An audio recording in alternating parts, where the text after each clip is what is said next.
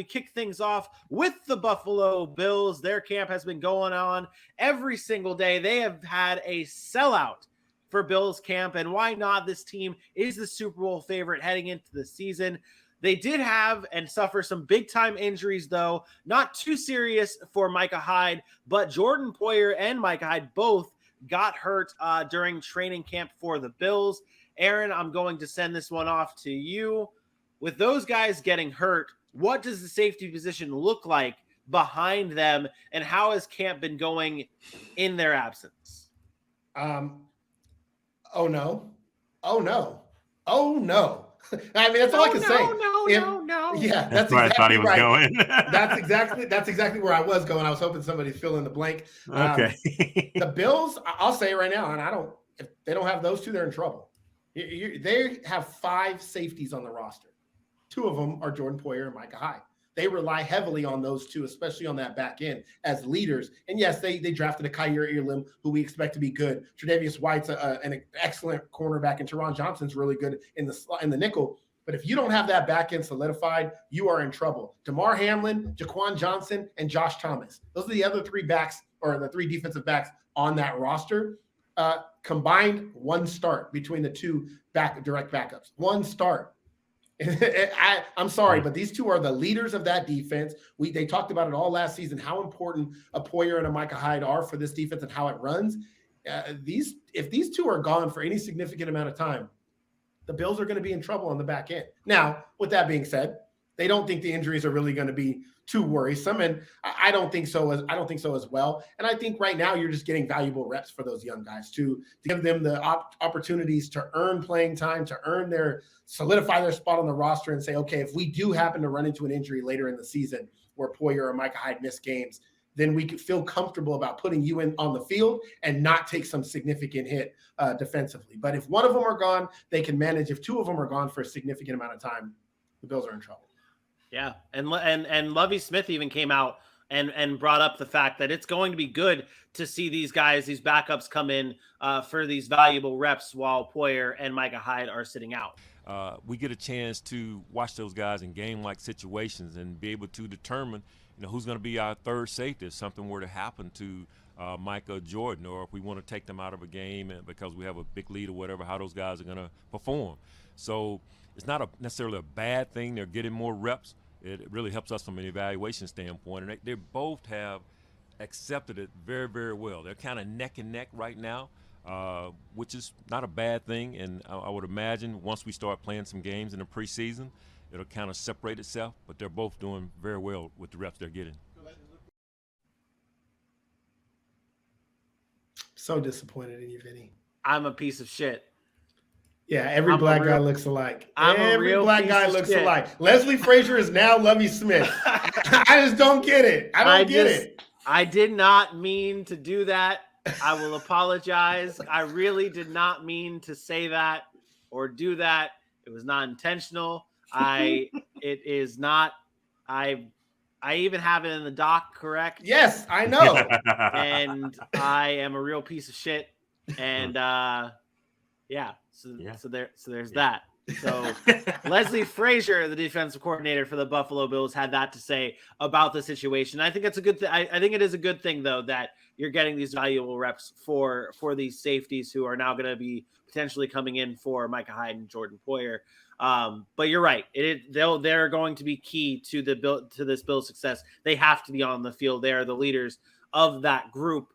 Switching things up to the offensive side of the ball, AJ, you have been a big fan of one Khalil Shakir, the wide receiver, the rookie wide receiver out of Boise State. Now with the Buffalo Bills, you've been a big fan of his. He joins the likes of Stephon Diggs, Gabe Davis, Isaiah McKenzie, a good group of guys there in Buffalo in the receiver group. What does the depth chart order look like for the Bills beyond Stephon Diggs? Okay. All right. Well, let me just say.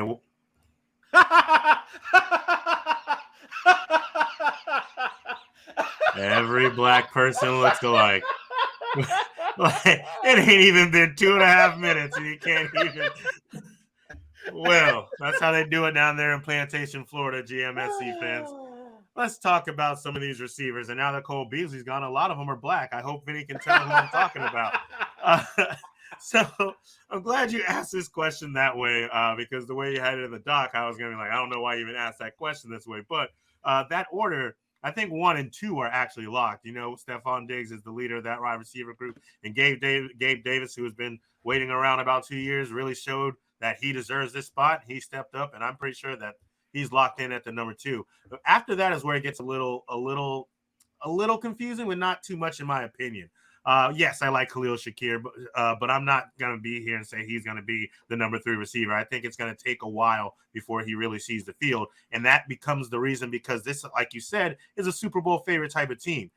There's some guys that know this offense in and out. There's some guys that know Josh Allen and what he likes to do, like the guy I believe is going to be at number 3 in Isaiah McKenzie. Now, Isaiah McKenzie, everyone was all excited about last season. And it's funny because, yes, he's good and everything, but like really it was a one game where he had 12 targets, 11 catches, and 125 yards. Breakout game. Very nice to see. Hope he has a couple of those. But the other part of it is his mentality, the way he stepped up in training camp and the way he's been right there on Josh Allen's hip, taking in everything he's had to say, helping Josh Allen when he's getting frustrated, taking what the media's throwing at him and just knocking it off. They called him a gadget guy the other day in a press conference. He's like, oh, man, I really love that. More titles means more money. I'm ready to step up and do whatever I can for this team. So I think Isaiah McKenzie is going to be there locked in number 3, but he is fighting a proven veteran in Jamison Crowder, who hasn't been a super stud for the last 4 years, but he hasn't been a slouch by any means in New York with all their struggles, whether it was Sam Darnold or last year where Zach Wilson finally got in there and started to get off a little bit. So I think with this, as you mentioned, being a Super Bowl team, and as we talked about ad nauseum last season, how they don't run the ball enough and they like to pass, you are going to see this offense spread the ball around. So I do think Jamison Crowder is going to get in there. But let's not forget, this Buffalo Bills team loves that 3 wide out set. So that number 3 spot is very important. And without any injuries, I think you're looking at Stephon Diggs, Gabriel Davis, and then Isaiah McKenzie right there, 1, 2, and 3. I've been hearing a lot about, and that's really why I asked. I didn't think it was that obvious with the wide receiver, like the order of it being that in Buffalo. I've been hearing a lot about Isaiah McKenzie having a very good camp, and they've been using him a lot in the slot. And I guess not so much of like the order of, okay, it's going to be Diggs and Gabe Davis on the outside, and then Isaiah McKenzie in the slot. I think, and I'm very interested to hear your thoughts, Aaron, on this. It's like almost a copycat league with the NFL and the success and the way things are ran. The Los Angeles Rams last year were so successul lining up Cooper Kupp in the slot and basically just tearing apart teams through that. Do you see a world where Buffalo copies that and uses Isaiah McKenzie almost more than Gabe Davis because Isaiah McKenzie is the slot receiver on that offense? No. Okay. I don't think it's fair to call Isaiah McKenzie the slot receiver in this offense, because I think it still centers around where Stephon Diggs is. And Stephon Diggs moves all around. So Stephon Diggs plays in the slot, plays on the outside. They're going to want to get him the ball first. Gabe Davis is probably more of that just outside guy. I think to AJ's point, I would have went even a step further. I think it's clear the top 3 are clear. Isaiah McKenzie was a free agent that they could have just let walk out the door. And instead, they did sign him. I know they drafted a Khalil Shakir. I know they went and got Jamison Crowder, but they could have done that and let Isaiah McKenzie walk out the door. And instead, they gave him a 2-year contract worth about $8 million, which is not cheap. Like, I know it's still $4 million a year or whatever it is, but for a third wide receiver, that's not a cheap contract when you're also paying Gabe Davis and you're also paying a Stephon Diggs and a $70 million a year in Josh Allen or whatever he's making now. I think what this points to is that Isaiah McKenzie knows the offense. Isaiah McKenzie is a playmaker that he's just different. He's not like your typical, prototypical wide receiver. He reminds me a lot of a Taylor Gabriel when he had his good years in Atlanta or in Chicago or wherever. I see that a lot in Isaiah McKenzie. He's very versatile, and he's not going to put up spectacular numbers. Fantasy asset, probably not. But when you talk about real football, the things you can do with him on the field is game-changing. And we saw some of that last year. When the ball's in his hands, he's electric, and I think they want to do more of that. So I don't really think this is much of a competition.